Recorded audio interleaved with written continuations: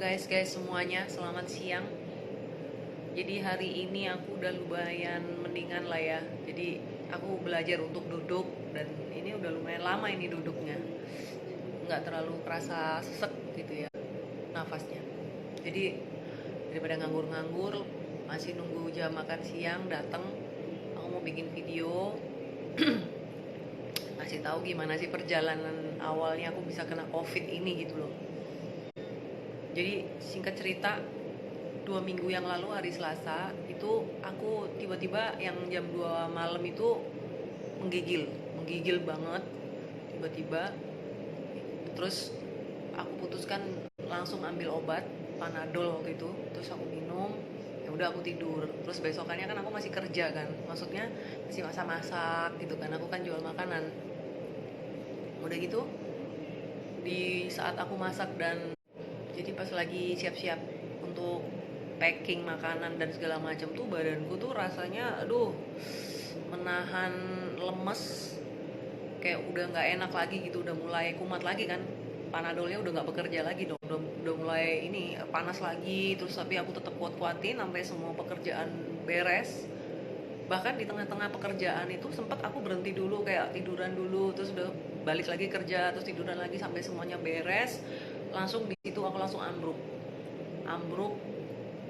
Aku bener-bener ngerasain badan yang sakitnya tuh luar biasa pokoknya tuh.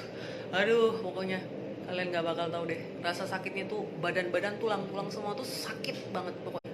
Udah gitu panas lagi terus kayak nggak kepingin makan gitu kan. Panasnya tuh kalau nggak salah sampai malam tuh sekitar 38,8 tuh, aku masih ingat.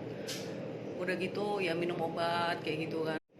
Ya udah 1 hari 2 hari gitu, panas turun naik lagi sampai satu kali aku ngerasa, aku kalau ngambil nafas kita kan gini kan, itu baru aku tuh kayak terangsang untuk batuk-batuk tapi kering.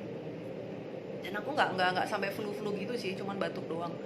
Udah gitu wah nggak bener nih kayaknya nih. Terus ternyata suamiku besokannya tuh juga ngambruk juga dia merasa kok aku juga kayaknya nggak enak badan ya, kok gini sementara kita berdua itu harus jaga anak 2 sendiri gitu loh, nggak ada yang bantuin gitu kan. Terus aku dalam hati pikir aduh Tuhan gimana nih gitu loh, sementara kita masih harus bertanggung jawab untuk ngurusin anak-anak.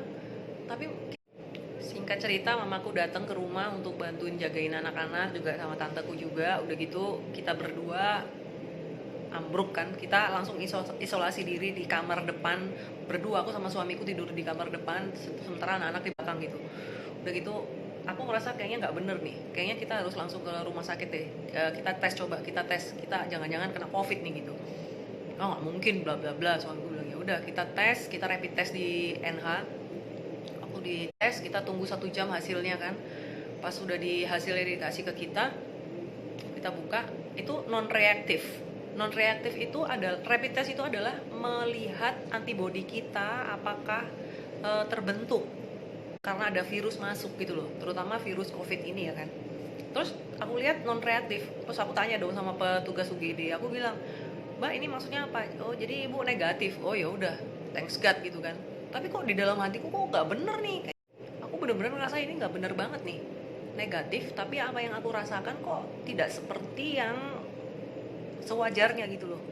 Karena aku juga baca-baca dong COVID itu seperti apa sih, kayak gimana gitu kan. Dan ini nih satu hal lagi nih yang aku sangat-sangat curiga. Jadi ceritanya biasanya kalau si Luna pupuk itu jarak radius berapa gitu, kita baunya tuh sangat-sangat menyengat. Dia kan tahu sendiri dong pupuk gimana sih baunya. Udah gitu, nah satu kali si Luna pupuk, suamiku tuh sampai nggak ngerasa loh kok nggak bau ya gitu. Terus aku ngerasa iya juga ya. Terus akhirnya kita buka nih pampersnya itu kan, ya tahu sendiri namanya anak kecil bayi, baunya kan pasti nggak enak banget kan pupuknya.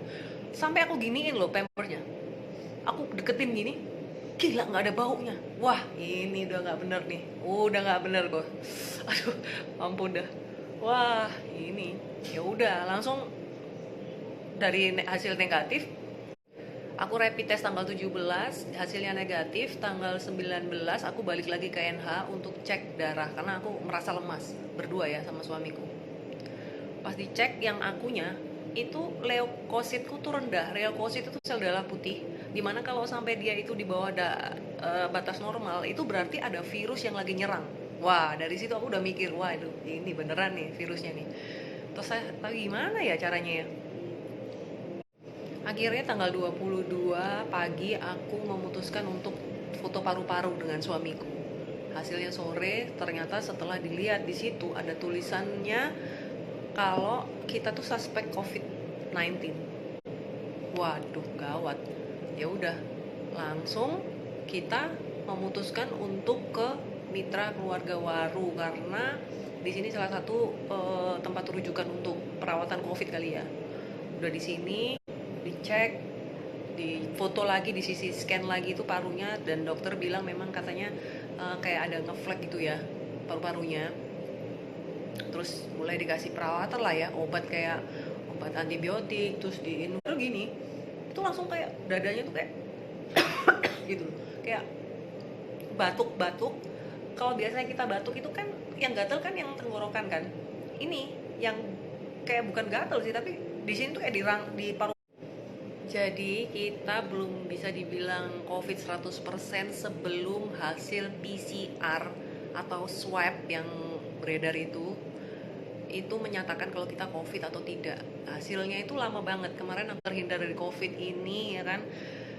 Aduh, tetap semangat ya guys ya. Merdeka. Udah di swab 2 hari yang lalu, tapi hasilnya tuh katanya mungkin masih 5 harian kayak gitu ya.